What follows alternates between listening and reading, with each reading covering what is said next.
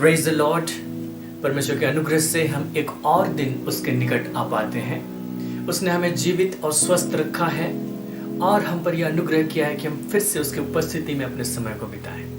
इसलिए आइए सबसे पहले हम उसका धन्यवाद करें, अपनी आंखों को बंद करें, उससे प्रार्थना करें। प्रेमी पिता, हम आपका धन्यवाद करते हैं क्योंकि आपका अनुग्रह हमारे जीवन पर बना रहता है। तो हम पर कृपा करता चला जाता है और ये हमारे कार्यों के अनुसार नहीं है, लेकिन ये तेरे दिए हुए दान के अनुसार है जो तूने यीशु मसीह में हमें दिया।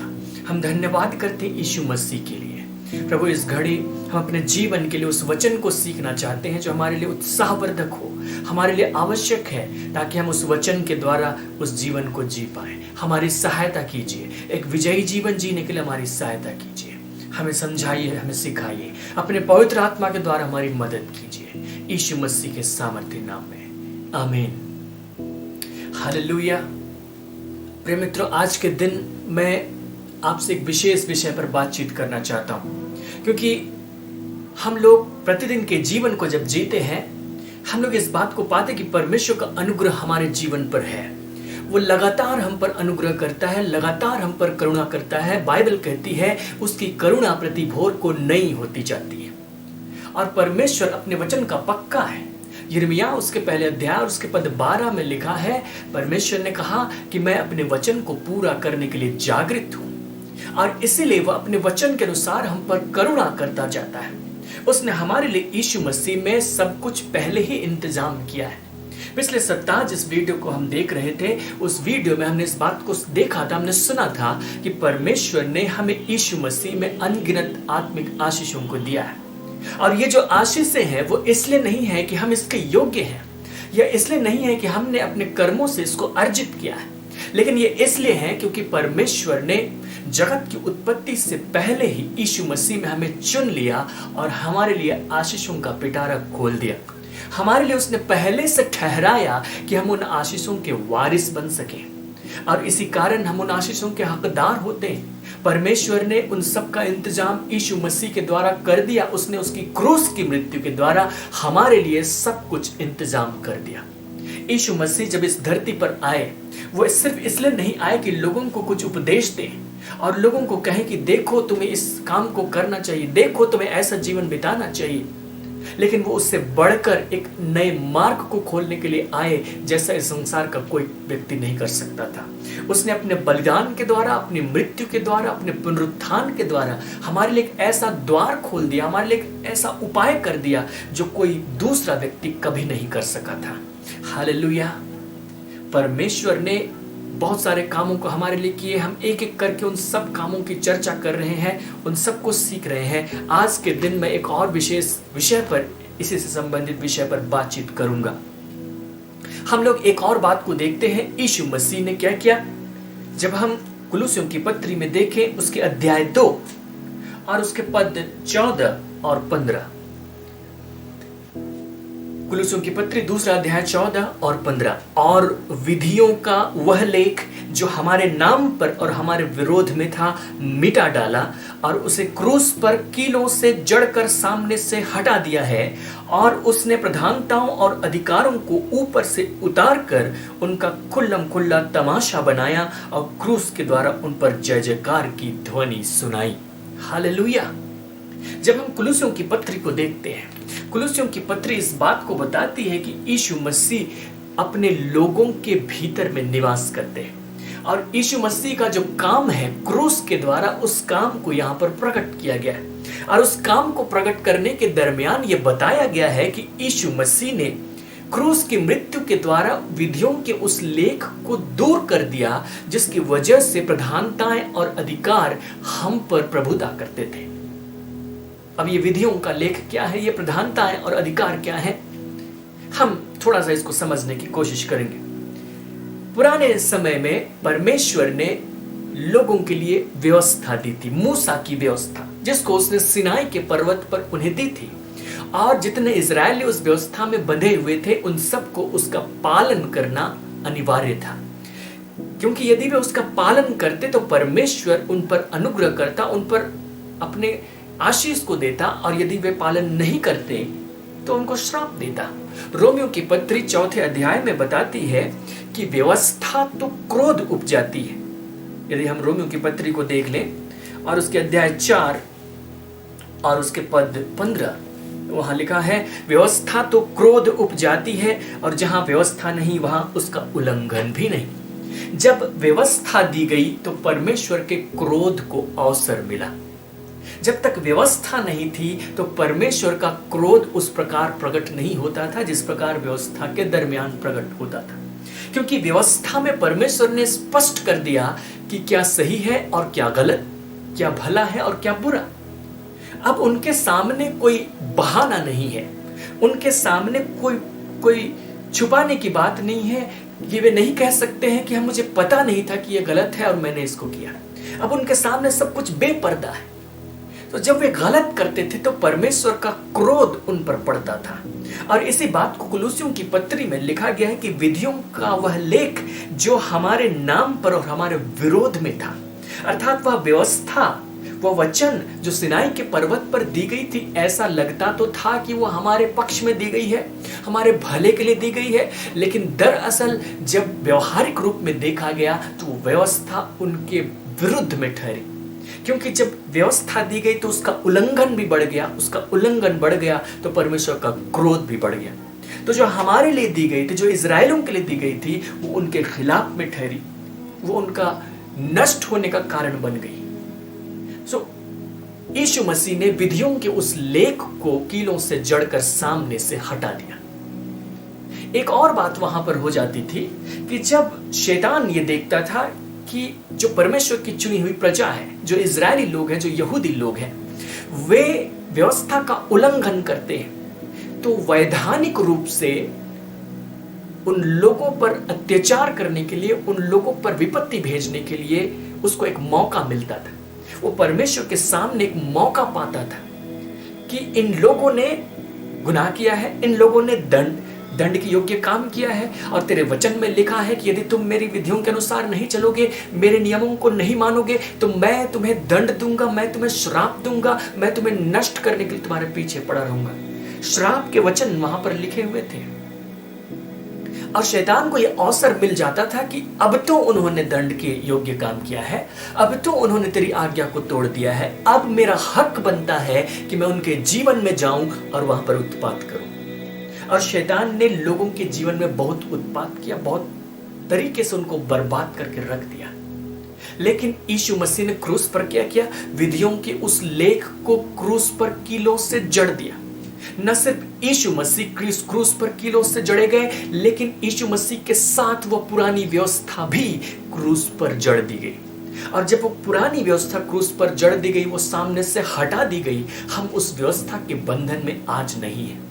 हम लोग पिछले 2 सप्ताह से इस बात को सीख रहे थे।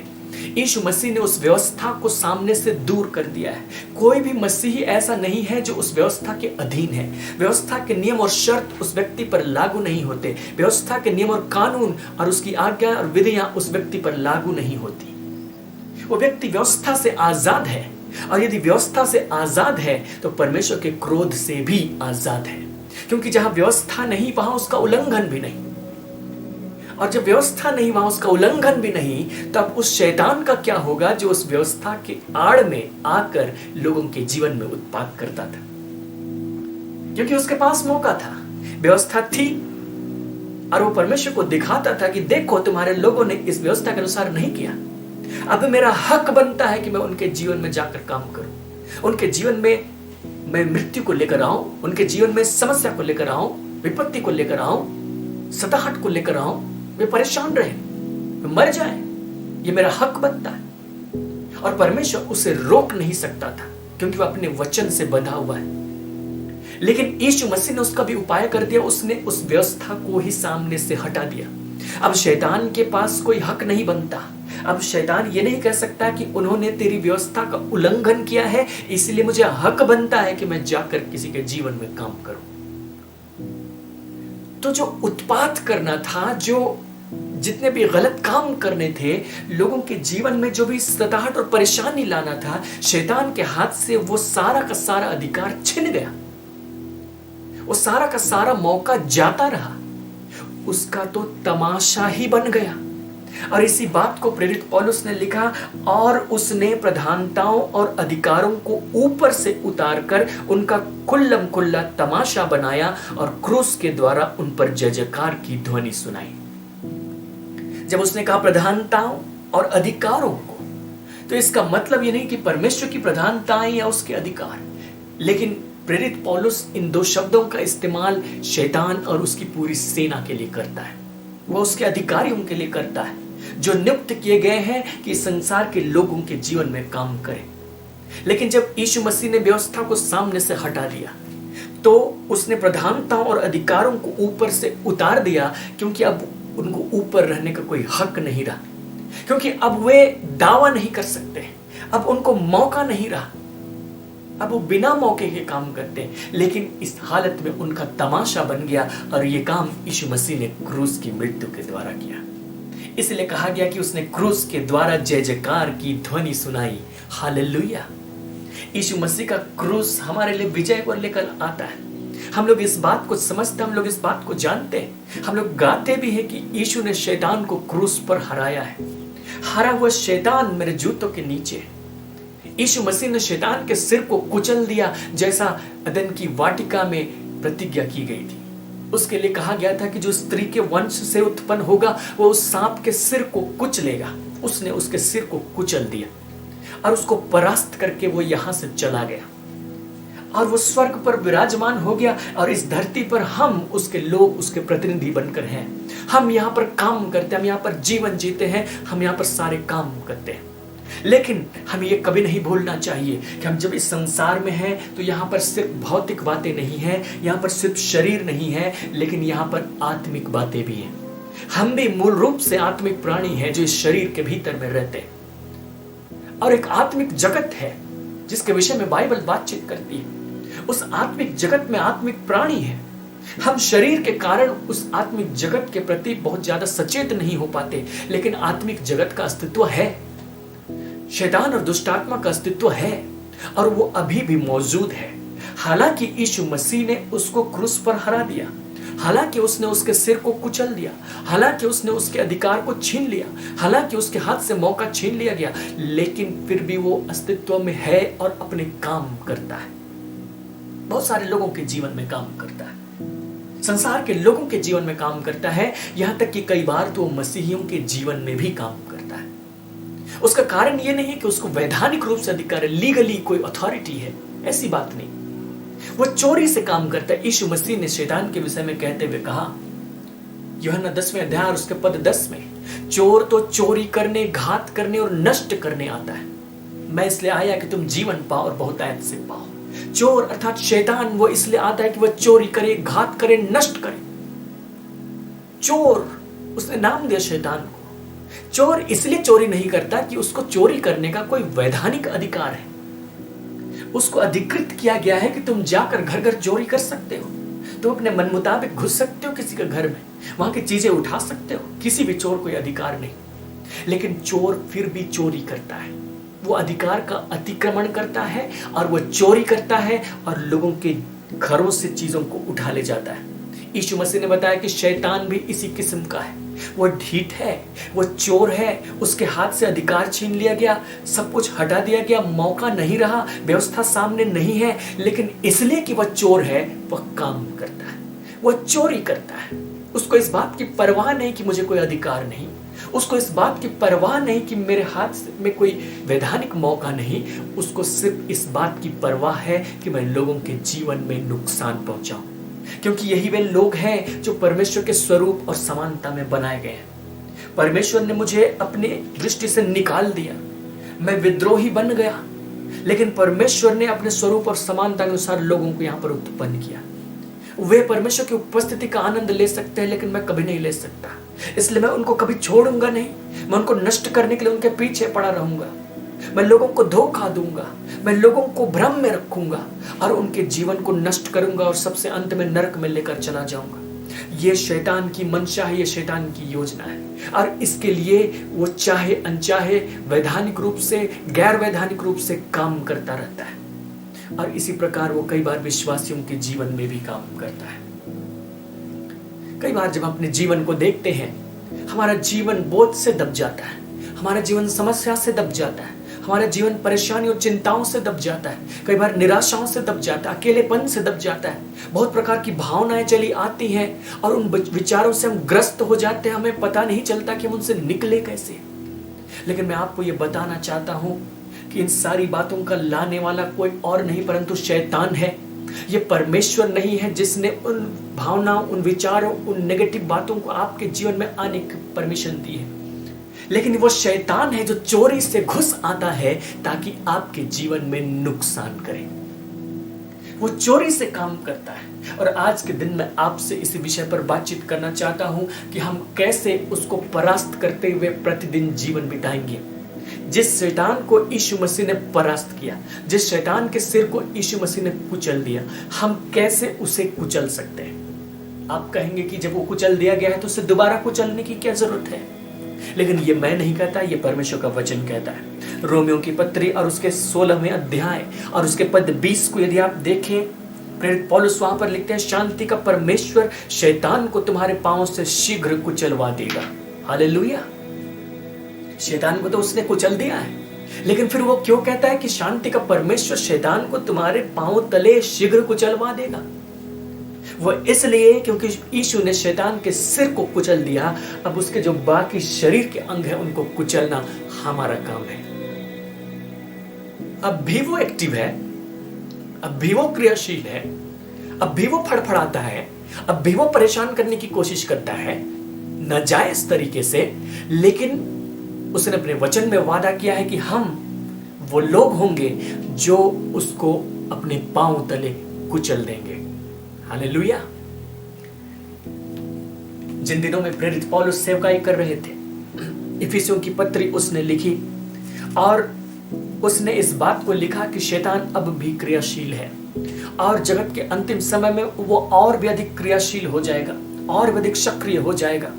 और उसने लड़ने के लिए कलीसिया को पहले ही सचेत किया और उसने कहा कि परमेश्वर के सारे हथियार बांध लो। और ये जो हथियार है वो शारीरिक हथियार नहीं है, ये लोहे से बने नहीं है, ये तांबे से बने नहीं है, धरती की चीजों से बने नहीं। ये जो हथियार है ये आत्मिक हथियार है, क्योंकि हमारी लड़ाई आत्मिक प्राणी से है, आत्मिक शक्तियों से है। और इनके विषय में उसने इफिसियों की पत्री और उसके 6ठे अध्याय में बताया और उसके पद 10 से हम पढ़ रहे हैं, 10 से 12 तक। इसलिए प्रभु में और उसकी शक्ति के प्रभाव में बलवंत बनो, परमेश्वर के सारे हथियार बांध लो कि तुम शैतान की युक्तियों के सामने खड़े रह सको। क्योंकि हमारा यह मलयुद्ध लहू और मांस से नहीं परंतु प्रधानों से और अधिकारियों से और इस संसार के अंधकार के हाकिमों से और उस दुष्टता की आत्मिक सेनाओं से है जो आकाश में है। प्रेरित पौलुस ने कहा कि तुम बलवंत बनो, बलवंत बनो, सारे हथियार ले लो कि तुम शैतान की युक्तियों के सामने खड़े रह सको। शैतान चुपचाप नहीं है, शैतान काम करता है और जब वो काम करता है तो वो युक्तियों के साथ में काम करता है। वो योजनाएं बनाता है कि किस व्यक्ति के जीवन में कौन सी समस्या को लाए, किस व्यक्ति के जीवन में कौन सी परीक्षा को लाए, कौन सी विपत्ति को लाए, किस प्रकार उसके जीवन में हम अपने पांव को जमाएं, किस प्रकार जब वो बेध्यान रहे तो हम चोरी कर लें। वो युक्तियां करता है, योजनाएं बनाता है, उसके लिए सभाएं बैठती हैं, क्योंकि जो शैतान है उसका साम्राज्य है। यीशु मसीह ने कहा था कि उसका एक अपना राज्य है और इसलिए वो खुद को नहीं निकालता। यदि दुष्टात्मा ही दुष्टात्मा को निकालने लगे तो उसका राज्य स्थिर कैसे रह सकता है? उसका तो राज्य ही उजड़ जाएगा। इसलिए शैतान अपने आप को उजाड़ता नहीं, क्योंकि उसका अपना राज्य है, और यदि राज्य है तो वहां पर पद भी है, अधिकार के पद भी हैं। जिस बात को प्रेरित पौलुस पद 12 में कहते हैं और लिखते हैं, क्योंकि हमारे मलयुद्ध लहू और मांस से नहीं, इसका मतलब किसी मनुष्य से हमारा युद्ध नहीं है, उन लोगों से हमारा युद्ध नहीं है जो हमारे खिलाफ में षड्यंत्र करते हैं, जो हमारे खिलाफ में योजनाएं बनाते हैं। लोगों से हमारी कोई लड़ाई नहीं। उन लोगों से हमारी असहमति हो सकती है, वे हमारा विरोध करने के लिए आ सकते हैं, वो हम पर आरोप लगा सकते हैं, हमें नीचा दिखा सकते हैं, कुछ भी कर सकते हैं, पर लोगों से हमारी लड़ाई नहीं। हमारा मलयुद्ध लहू और मांस से नहीं परंतु किनसे है? प्रधानों से, अधिकारियों से संसार के अंधकार के हाकिमों से और दुष्टता की आत्मिक सेनाओं से। जब हम शैतान के राज्य को देखते हैं तो वहां पर एक पदानुक्रम है। सबके ऊपर में मुख्य शैतान है, इबलीस या लूसीफर के नाम से आप उसको जानते हैं। इबलीस है जो सबके ऊपर में प्रधान है। अब उसके नीचे प्रधान है, प्रधानों के नीचे अधिकारी है, अधिकारियों के नीचे हाकिम है और हाकिमों के नीचे दुष्टता की आत्मिक सेनाएं हैं। इबलीस के नीचे बहुत सारे प्रधान हैं जो अलग अलग क्षेत्र के ऊपर में प्रभुता रखते हैं। आपको वो घटना याद होगी जब एक स्वर्गदूत दानियल के पास में आया। दानियल उन दिनों परमेश्वर से प्रार्थना कर रहा था और उपवास कर रहा था। जब उसने पहले ही दिन को प्रार्थना की, परमेश्वर ने उसके उत्तर देने के लिए एक स्वर्गदूत को भेजा और 24वें दिन को वो स्वर्गदूत दानियल के पास में पहुंचा। और जब वो दानियल के पास पहुंचा, उसने उसको कहा कि जिस दिन तू प्रार्थना कर रहा था, पहला दिन, उसी दिन तेरी प्रार्थना सुनी गई और परमेश्वर ने उत्तर देने के लिए मुझे भेज दिया। लेकिन जो फारस के राज्य का प्रधान था, उसने मेरा सामना किया, 21 दिन तक मुझे रोके रहा और इसीलिए मुझे तुम्हारे पास पहुंचने में इतना समय लग गया, 24 दिन लग गए। स्वर्गदूत आ रहा था और उसको फारस के राज्य के प्रधान ने रोक लिया, क्योंकि उस समय दानियल फारस के राज्य में रहा करता था। वहीं पर रहते हुए उसने बहुत सारे दर्शनों को देखा। लेकिन स्वर्गदूत उसे कहता है कि फारस के राज्य के प्रधान ने मुझे 21 दिन तक रोक कर रखा। क्या वहां के राजा ने उसको रोक कर रखा? इस संसार के किसी मनुष्य में यह शक्ति नहीं है कि वो किसी स्वर्गदूत का सामना कर सके। वो राजा उसको नहीं रोक सकता था, ना तो राजा का कोई प्रधान या कोई सेनापति या उसके राज्य का कोई मनुष्य उसको रोक सकता था। किसी मनुष्य के पास इतनी योग्यता नहीं थी कि स्वर्गदूत का सामना कर सके। लेकिन उसने कहा कि फारस के राज्य का प्रधान 21 दिन तक मेरा सामना किए रहा। इसका मतलब है कि एक दुष्ट शक्ति है जिसने उस स्वर्गदूत का सामना किया और यहां तक प्रबल हुआ कि 21 दिन तक उसको रोक कर रखा। पूरे फारस के ऊपर में दुष्ट आत्माओं का एक प्रधान था। फारस के अंदर में दुष्ट आत्मा की, शैतान की जितनी भी गतिविधियां होती थी, उन सब के ऊपर में वो इंचार्ज था। और इसी प्रकार इस संसार में अलग अलग क्षेत्र हैं, बहुत सारे लोग रहते, भूभाग अलग अलग हैं, अलग अलग तरीके से बटे हुए हैं। उनके ऊपर प्रभुता करने के लिए, उनके ऊपर षड्यंत्र करने के लिए, अपनी बुरी युक्तियों का अंजाम देने के लिए एक मुख्य प्रधान बैठा है और बहुत सारे प्रधानों के ऊपर में इब्लीस बैठा है। तो प्रेरित पौलुस इस बात को बता रहे थे कि हमारा मलयुद्ध लहू और मांस से नहीं परंतु प्रधानों से है। वो प्रधान जो बहुत सारे दुष्ट आत्माओं का प्रधान है, जो इब्लीस के ठीक नीचे है, उससे हमारा मलयुद्ध है। और उस प्रधान के नीचे भी कुछ दूसरा रैंक है, वो है अधिकारी का रैंक। उस प्रधान के नीचे बहुत सारे अधिकारी हैं, उन हर एक अधिकारियों के नीचे बहुत सारे हाकिम हैं और हर एक हाकिम के नीचे दुष्टता की आत्मिक सेनाएं हैं। वे पूरी तरह संगठित होकर काम करती हैं।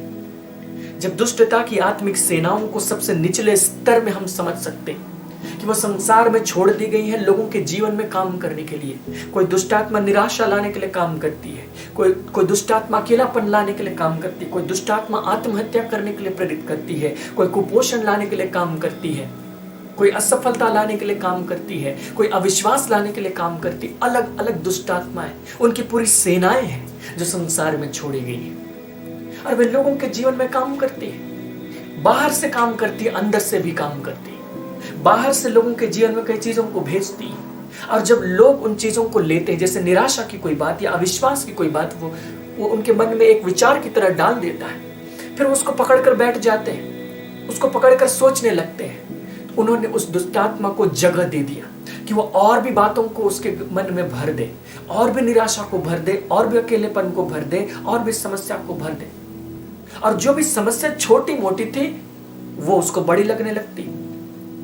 और जिस बात को यूं ही पार कर जाता, उसको वो कभी पार नहीं कर पाता है, क्योंकि वहां दुष्टात्मा सक्रिय रूप से काम कर रही। और एक व्यक्ति को पता भी नहीं होता है कि एक आत्मिक प्राणी है जो मेरे जीवन में काम कर रहा है और अपने जीवन में असफलता को पाते हैं। कई बार उनका जीवन ऐसा होता है कि वे कई परीक्षाओं का सामना करते हैं, उसमें पड़े रहते हैं, उससे कभी निकल नहीं पाते और उनको पता ही नहीं चलता कि वे उससे निकल क्यों नहीं पा रहे, क्योंकि वहां पर एक आत्मिक प्राणी है जो उस परीक्षा को देने के लिए क्रियाशील है और वो सोचता है कि ये मेरी दुर्बलता है और मैं इससे नहीं निकल पा रहा हूं। लेकिन वहां जो आत्मिक प्राणी है उसके जीवन में परीक्षा लाने के लिए, उसको गिराने के लिए और उसको परेशान करने के लिए, विचारों को डालने के लिए सक्रिय है और वो कभी उसका सामना नहीं करता। और जब तक उसका सामना नहीं करता तो वो सफल नहीं होता, वो हमेशा गिरता पड़ता रहता है, जैसी तैसी जिंदगी जीता है। सोचिए, हम लोग उस यीशु मसीह के लोग हैं जिस यीशु मसीह ने शैतान को क्रूस पर हराया है, खुल्लम खुल्ला उसका तमाशा बना दिया।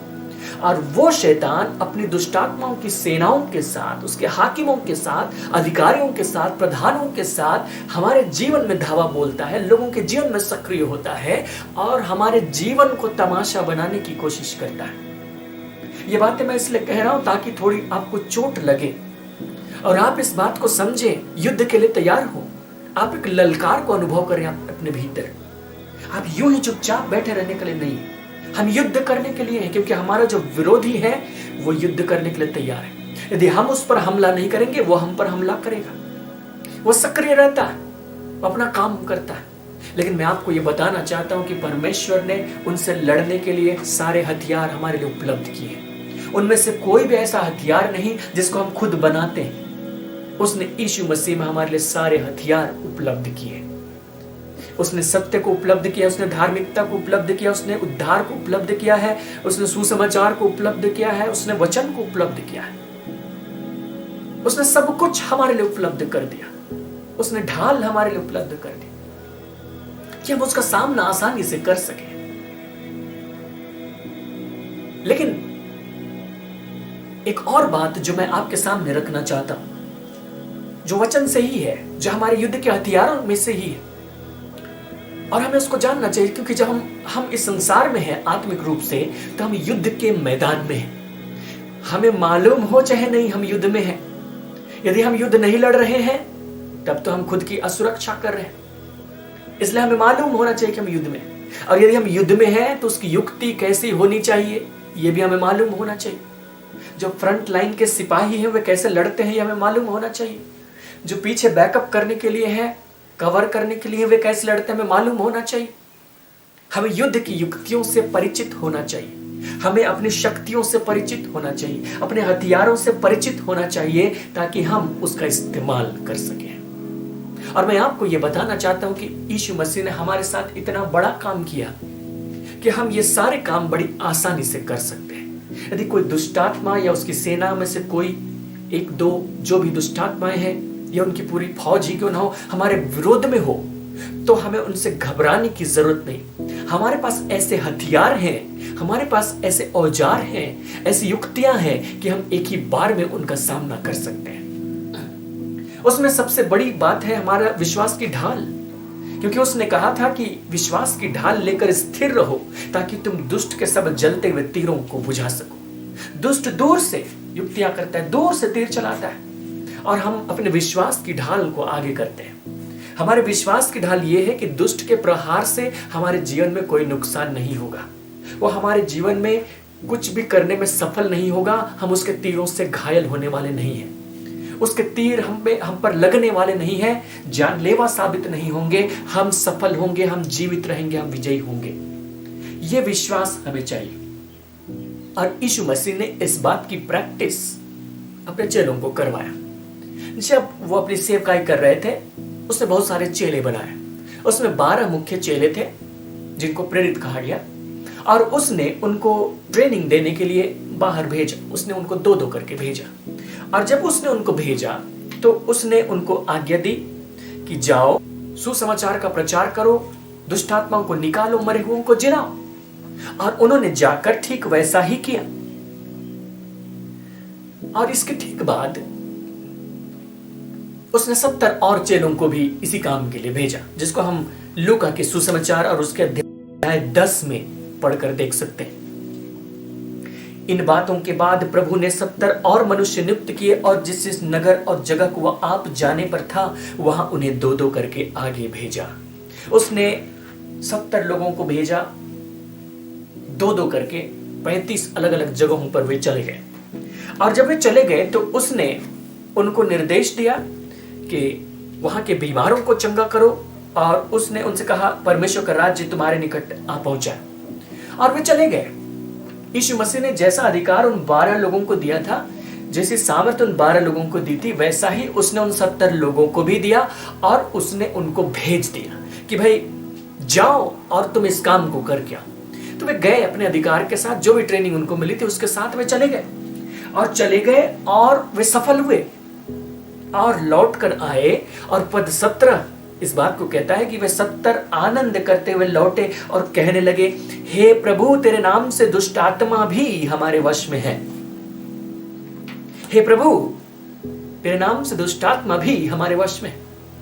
उसने उनको कुछ काम करने के लिए भेजा था और उन्होंने जाकर वो काम किया। उन्होंने क्या किया? यीशु के नाम से दुष्ट आत्माओं को निकाला जो लोगों के जीवन में क्रियाशील थे।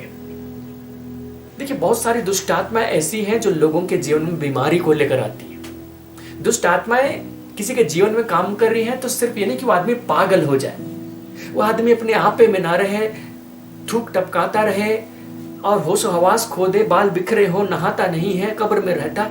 सिर्फ यही बात नहीं, दुष्ट आत्मा अलग अलग तरीके से काम करती है। दुष्ट आत्मा किसी के जीवन में बीमारी भी लेकर आती है।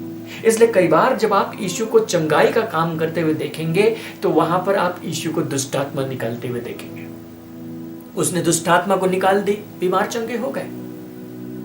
दुष्ट आत्मा अलग अलग तरीके से काम करती है। सारी बीमारियां दुष्ट आत्मा की वजह से नहीं आती, लेकिन बहुत सारी बीमारियों के पीछे दुष्ट आत्मा भी है। तो ये जब 70 चेले गए तो उन्होंने क्या देखा? लोगों के जीवन में दुष्ट आत्मा क्रियाशील है, अलग अलग रूप में क्रियाशील है। उन्होंने उन दुष्ट आत्माओं को यीशु के नाम में निकाल दिया। उन्होंने आज्ञा दी कि यीशु के नाम से निकल जाओ, और दुष्ट आत्माएं निकल कर भाग गई। उनको बड़ी खुशी हुई। वे सोचते थे कि हम तो शारीरिक लोग हैं, हम आत्माओं के ऊपर कैसे अधिकार कर सकते हैं। लेकिन उन्होंने क्या देखा कि ये जो दुष्ट आत्माएं हैं यीशु के नाम से हमारे अधिकार में। बड़े खुश हो गए, यीशु के पास में लौट आए और उसको कहने लगे कि प्रभु तेरे नाम से दुष्ट आत्माएं भी हमारे वश में। यीशु मसीह ने उनको जवाब दिया कि देखो, मैं शैतान को बिजली के समान स्वर्ग से गिरा हुआ देख रहा था। जब तुम काम करने के लिए गए, जब तुम 35 अलग अलग जगहों में चले गए काम करने के लिए, और जब तुमने वहां के दुष्ट आत्माओं को अधिकार में लेना शुरू किया, उनको निकालना शुरू किया, उनको भगाना शुरू किया, तो मैंने क्या देखा कि शैतान की सत्ता हिल गई। वो गिर पड़ा। उस पर ऐसा हमला पहले कभी नहीं हुआ था। वो गिर पड़ा।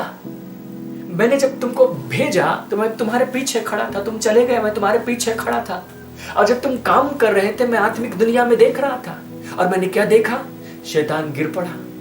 तुम्हारे उस काम से शैतान गिर पड़ा। और जानते हो ऐसा क्यों हुआ? क्योंकि देखो, मैंने तुम्हें सांपों और बिच्छुओं को रौंदने का और शत्रु की सारी सामर्थ्य पर अधिकार दिया है, और किसी वस्तु से तुम्हें कुछ हानि न होगी। उसने कहा, देखो मैंने तुम्हें अधिकार दिया है, मैंने तुम्हें सांपों बिच्छुओं को रौंदने का अधिकार दिया है, शत्रु की सारी सामर्थ्य पर अधिकार दिया है, और इसी कारण से तुम मेरे नाम से दुष्ट आत्माओं को निकाल पा रहे हो। और इसी कारण से शैतान बिजली के समान स्वर्ग से गिरा हुआ दिखाई पड़ा। मैंने तुम्हें अधिकार दिया है। यहां जब सांपों और बिच्छुओं की बात है तो वो इस संसार के सांपों और बिच्छुओं की बात नहीं। हमारा युद्ध लहू और मांस से नहीं। सांप के लहू और मांस होते,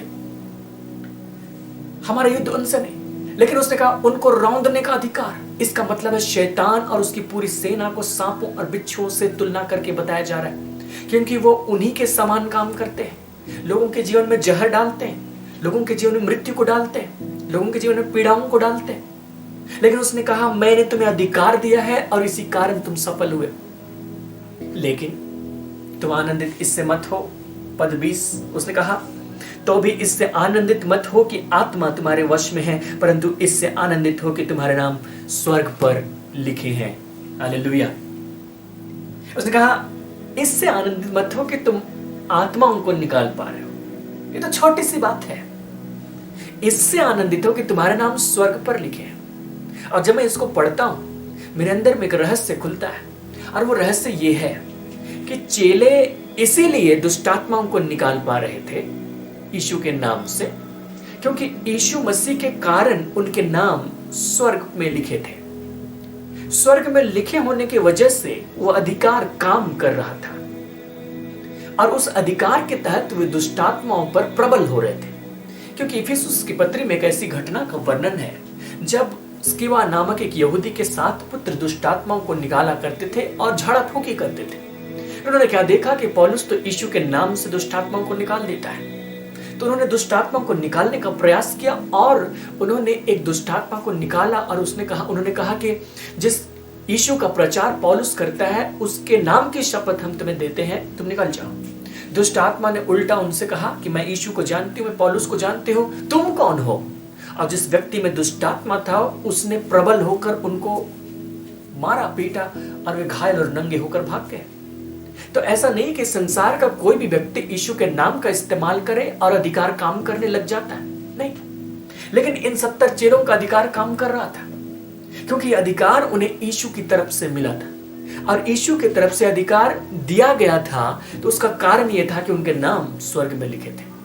सो हर वो व्यक्ति जिसके नाम स्वर्ग में लिखे गए हैं उसको यह अधिकार है कि वो सांपों और बिच्छुओं को रौंदे, उन आत्माओं को निकाल सके, उनको भगा सके। हालेलुया।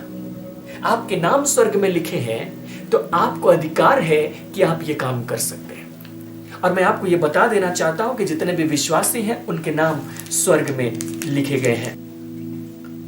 लेकिन अब यहां से कुछ आगे मैं आपको ले जाना चाहता हूं। हम लोग पुराने नियम के बहुत सारे लोगों को पाएंगे जो इस बात को कहते हैं कि तेरे जीवन की पुस्तक में मेरा नाम लिखे। मूसा प्रार्थना कर रहा था कि इजरायलियों को या तो क्षमा कर दे या तो मेरे नाम को जीवन की पुस्तक से काट दे। जीवन की पुस्तक के विषय में बहुत सारे लोगों को जानकारी थी, पुराने नियम के समय से ही लोगों को जानकारी थी। और जिनके नाम उस पुस्तक में लिखे हैं वे सारे लोग दुष्ट आत्माओं को नहीं निकाल पा रहे थे, क्योंकि पुराने नियम के सारे लोगों को हम दुष्ट आत्मा निकालते हुए नहीं देखते। लेकिन उस नाम के साथ में जब यीशु मसीह का दिया हुआ अधिकार काम करता था तो वे दुष्ट आत्माओं को निकालते थे। लेकिन जब यीशु मसीह ने अपनी मृत्यु के द्वारा, अपने पुनरुत्थान के द्वारा और स्वर्गारोहण के द्वारा जो कुछ किया उसके तहत जो हमें मिला है वो पुराने नियम के किसी भी व्यक्ति को मिले हुए उपहार से बड़ा है। हालेलुया। उसने कहा था, उसने शिक्षा देते हुए कहा, जितने लोग भी स्त्रियों से उत्पन्न हुए हैं उनमें यूहन्ना बपतिस्मा देने वाले से बड़ा कोई भी नहीं, लेकिन जो परमेश्वर के राज्य में छोटे से छोटा है वह यूहन्ना बपतिस्मा देने वाले से भी बड़ा है। हालेलुया। हम यूहन्ना बपतिस्मा देने वाले से भी बड़े ठहराए गए हैं जो उस हर एक व्यक्ति से बड़ा है जो स्त्रियों से उत्पन्न हुआ है।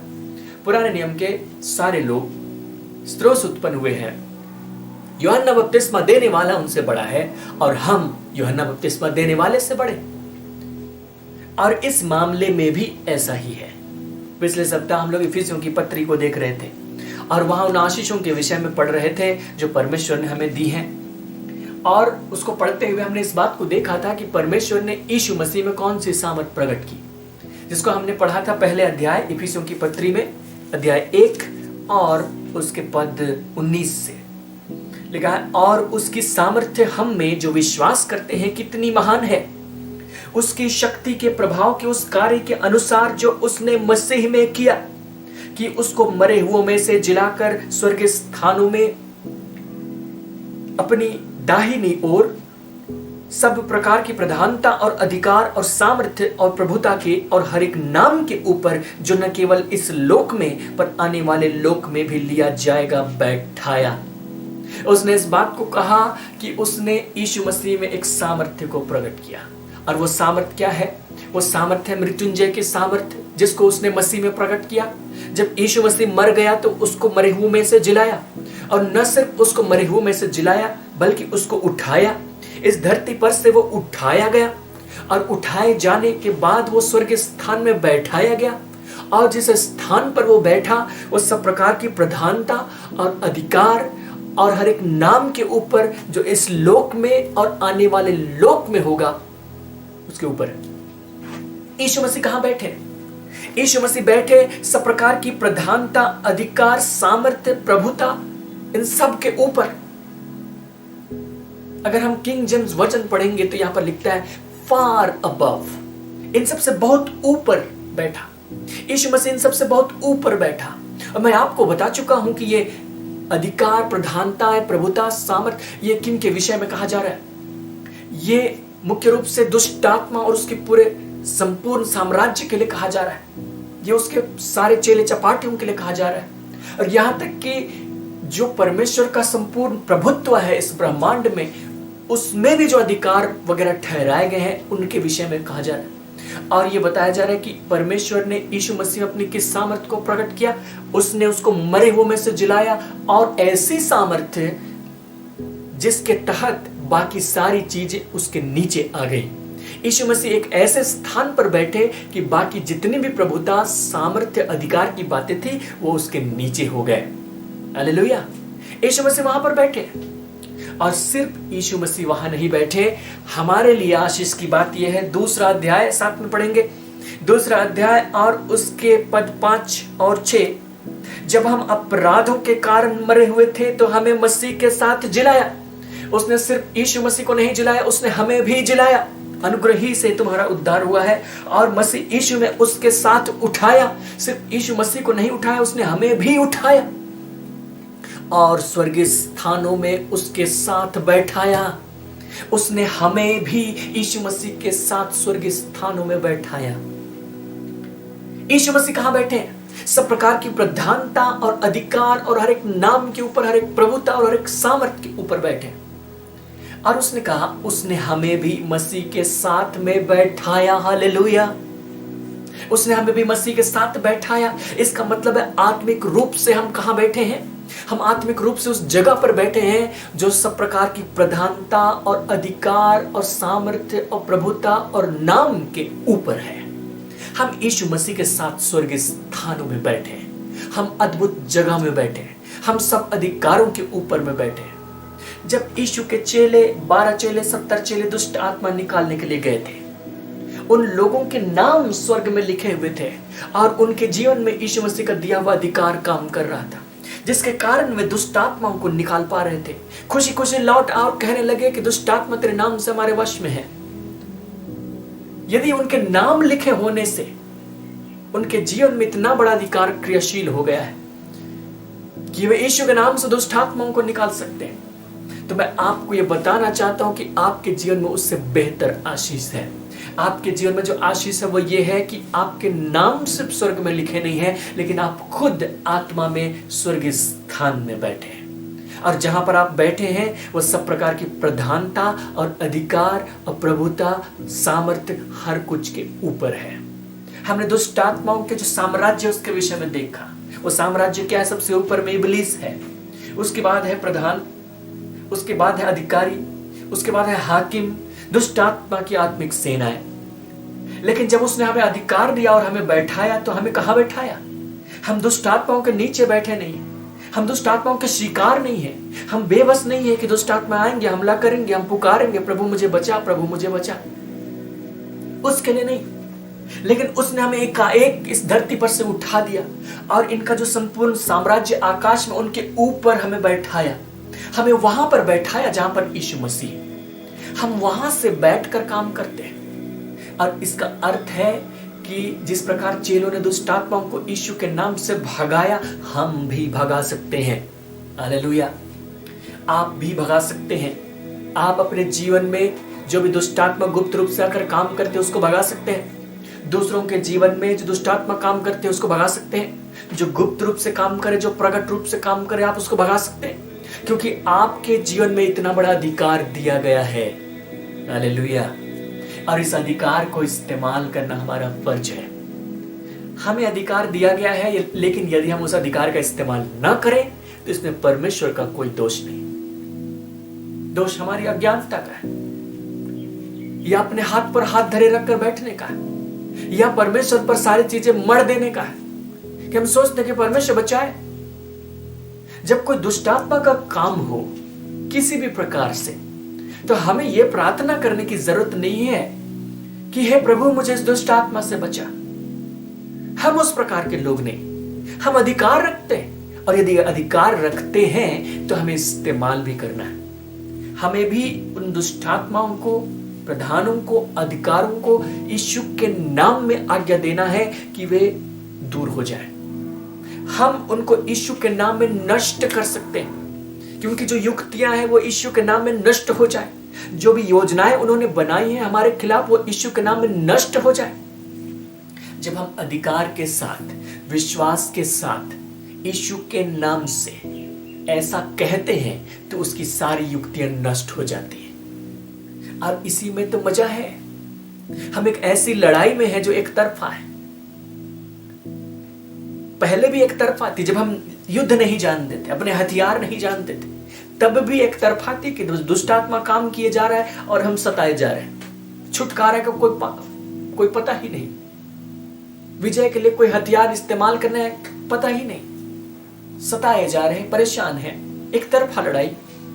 लेकिन अब जब हम इन अधिकारों को जान लेते हैं, जब हम इनको इस्तेमाल करते हैं, तो ये सक्रिय रूप से काम करते हैं। फिर लड़ाई एक तरफा हो जाती है, लड़ाई हमारे पक्ष में हो जाती है। दुष्ट आत्माएं हमारे इर्द गिर्द आती हैं, हमारे जीवन में युक्तियां करती हैं, हमारे विरुद्ध योजनाएं बनाती हैं, योजनाओं को क्रियाशील करती हैं, और हम खड़े होते हैं और हम कहते हैं यीशु के नाम से उसकी हर एक योजना जो मेरे जीवन के विरुद्ध में है समाप्त हो जाए, वो खत्म हो जाए, वो असफल हो जाए, और वे हो जाती है। हालेलुया। हम कहते हैं यीशु के नाम से वो दुष्ट आत्माओं की हर एक युक्तियां जो मेरे और मेरे परिवार के विरुद्ध में है वो खत्म हो जाए, जो मेरे गांव के विरुद्ध में है, मेरे मोहल्ले के विरुद्ध में है, वो खत्म हो जाए। और हम उसको इस प्रकार खत्म करते हैं। फिर से नई योजना बनाकर आएंगे, लेकिन फिर से आपको खत्म करना है। वो ढीठ है, वो फिर से आएगा। वो हारा है, लेकिन वो आता है, लेकिन वो आता है तो हमें फिर से उसको हरा कर भगा देना है, और उनके जीवन में खौफ हो जाए। दुष्ट आत्मा ने कहा मैं यीशु को जानती हूं, पौलुस को भी पहचानती हूं। पौलुस को क्यों पहचानती है? क्योंकि दुष्ट आत्माओं के राज्य में उसके नाम से एक आतंक है। उसने अपनी पहचान बना दी है कि जहां कहीं वो जाता है दुष्ट आत्माओं को भगाता है, खदेड़ता है, उनका राज्य टूट जाता है। उसको पहचानती है क्योंकि वो इस काम को बार बार करता है, और हमें भी इस काम को दोहराना चाहिए। दुष्ट आत्माओं का हमारे जीवन में कोई अधिकार नहीं। मैंने आपको कहा कि हम पुराने नियम के लोगों से बड़े हैं। पुराने नियम के लोगों में एक व्यक्ति का नाम आता है जिसका नाम है अय्यूब, और परमेश्वर का वचन इस बात को कहता है कि अय्यूब अपने जीवन में खरा व्यक्ति था। लेकिन खरा होना काफी नहीं है। जब वो पुराने नियम का व्यक्ति था, उस समय तक यीशु मसीह की मृत्यु नहीं हुई थी। उस समय तक संसार का कोई व्यक्ति उठाए जाकर अधिकार के पद में बैठाया नहीं गया था। वो इस संसार का ही व्यक्ति था, भले ही वो खरा था। और शैतान परमेश्वर के सामने आकर कुछ परमिशन लेकर चला जाता है कि मैं उसके जीवन में कुछ भेजूं। परमेश्वर ने इजाजत दे दी। शैतान ने उसके जीवन में समस्याओं को भेजा, विपत्तियों को भेजा, बीमारियों को भेजा, यहां तक कि मृत्यु को भी भेजा। वो सताया गया। आप ये मत सोचिए कि परमेश्वर धर्मी व्यक्ति के जीवन में भी शैतान को इजाजत देता है। अय्यूब और आप में बहुत अंतर है। अय्यूब जो भी था वो अपने आप में खरा होगा, लेकिन था इस धरती का ही। लेकिन आप जो हैं अपने आप में खरे नहीं भी होंगे, लेकिन आप हैं स्वर्ग के, आप हैं यीशु मसीह के। आप उसके साथ में उठाए जाकर स्वर्गीय स्थानों में बैठे। आप वो व्यक्ति हैं जो उसके साथ उठाए जाकर सब प्रकार की प्रधानता, अधिकार, प्रभुता, हर नाम के ऊपर में बैठे। अय्यूब वहां नहीं बैठा था, अय्यूब उनके नीचे ही था। शैतान और उसकी सारी शक्तियां कहां काम करती है, कहां क्रियाशील है? आकाश में। पौलुस ने अपने इफिसियों की पत्री 6 अध्याय पद 12 में कहा कि वे आकाश में, और जहां भी अय्यूब हो वो आकाश के नीचे ही है, वो धरती का ही है। शैतान उसके ऊपर प्रबल है, उसके ऊपर काम कर सकता है। नए नियम के जैसे लोग हैं वैसे लोग पहले कभी नहीं थे। आज परमेश्वर हमारे जीवन में यदि शैतान को इजाजत दे भी दे तो भी वो डायरेक्टली हमारे जीवन में काम नहीं कर सकता। हमारे जीवन में डायरेक्टली वो घुस नहीं सकता। हमारे जीवन में जबरदस्ती वो कुछ भी काम नहीं कर सकता। उसका कारण यह है कि हम अधिकार रखने वाले लोग हैं। वो हमारे जीवन में तभी जाकर काम कर सकता है जब हम उसको अनुमति दें। उसको हो सकता है चुपचाप अनुमति दे, अज्ञानता में अनुमति दे, या किसी हालत में अनुमति दे, तभी जाकर वो काम कर सकता है। जैसे आपके घर में पाला हुआ कुत्ता, आप उस कुत्ते के ऊपर हैं, आप उस कुत्ते पर अधिकार रखते हैं, आप उस कुत्ते के साथ बहुत कुछ ट्रीट करते होंगे। हो सकता है कि आप कुत्ते के साथ कुछ अलग ही संबंध हो, आपको बुरा लगे, लेकिन मैं आपको ये बता दूं, हो सकता है कि आप कुत्ते को अपने बिस्तर पर चढ़ने नहीं देंगे। आपके माता पिता कुत्ते को इजाजत दे भी दे कि तुम उसके बिस्तर में जाकर चढ़ जाओ, लेकिन कुत्ता आपको देखेगा, क्योंकि बिस्तर आपका है, और जब तक आप इजाजत नहीं देंगे वो बिस्तर पर चढ़ नहीं सकता। लेकिन अगर आप इजाजत देंगे तो कुत्ता उस बिस्तर पर आपके साथ में लौटेगा। उसी प्रकार से शैतान के साथ भी है। परमेश्वर, पहली बात, हमारे जीवन में शैतान को कोई अधिकार नहीं देता, ना तो नए नियम के लोगों के जीवन में कोई परमिशन देता है। लेकिन अगर किसी को लगता है कि वो देता है, फिर भी वो आपके जीवन में नहीं आ सकता जब तक कि आप उसे परमिशन ना दें। और उसे कभी मत दीजिए, क्योंकि चोर चोरी करने आता है, घात करने आता है, नष्ट करने आता है। आप उसे क्यों परमिशन दें? उसका हमेशा खदेड़ कर भगाइए। जब वो भागे, उसकी पीठ पर अपने पैरों की छाप लगा दीजिए, उसको हराइए। उसके लिए उसके मन में आपके प्रति एक आतंक उत्पन्न हो और आप अपने जीवन में विजयी रहिए। अपने जीवन को परख करके देखिए, चेक करिए। बहुत सारी बातें ऐसी होंगी आपके जीवन में जहां पर आपका कोई संघर्ष होगा, जहां पर आप कुछ प्रयास करते हैं और सफल नहीं होते, जहां पर आप सोचते हैं कि हमारी प्रार्थना सुनी क्यों नहीं जा रही, जहां पर आपको लगता है कि मुझे कोई सहायता करने वाला चाहिए। आपको सचेत होना चाहिए। हो सकता है कि वहां पर कोई दुष्ट आत्मा है जो आंखों से आपको दिखाई नहीं दे रहा, लेकिन क्रियाशील है, आपके कामों को बिगाड़ने के लिए क्रियाशील है, आपके स्वास्थ्य के बिगाड़ने के लिए क्रियाशील है, दूसरे तरीके से क्रियाशील है, अलग अलग विचारों को डालता है, परीक्षाओं को लाता है। आप उस आत्मिक व्यक्ति को पहचानिए जो आपके खिलाफ में काम कर रहा है, और आप उसके खिलाफ में खड़े होइए और उसका अधिकार के साथ आज्ञा दीजिए। शैतान, मैं तुम्हें आज्ञा देता हूँ, दुष्ट आत्मा मैं तुम्हें आज्ञा देता हूँ, मेरे जीवन को छोड़कर दूर हो जाओ। तुम्हारी सारी शक्तियों को मैं यीशु के नाम से भस्म करता हूँ, तुम्हारी सारी युक्तियों को मैं यीशु के नाम से ढा देता हूँ, तुम्हारी हर एक योजनाएं यीशु के नाम से असफल हो जाए। विश्वास के साथ आपका इतना कहना काफी है। आपके जो शब्द हैं उस पर बम की तरह गिरेंगे, उसकी सारी युक्तियों पर मिसाइल की तरह गिरेंगे, और वो नस्ते नाबूद होगा। वो आपके जीवन से दूर जाने के लिए मजबूर होगा, और चाहे वो फौज लेकर भी क्यों ना आए, उसको हारना पड़ेगा, क्योंकि आपके पक्ष में स्वर्गदूत खड़े हैं, आपकी सहायता करने के लिए खड़े हैं, ताकि आपको जय दें, ताकि जब आप आज्ञा दें तो उस आज्ञा का पालन किया जाए और आप निश्चित रूप से विजयी होंगे। इसलिए अपने जीवन में इस बात का निश्चय कीजिए कि आप इवेलुएट करेंगे अपने जीवन को, जांच कर देखेंगे क्या हो रहा है, क्या नहीं हो रहा।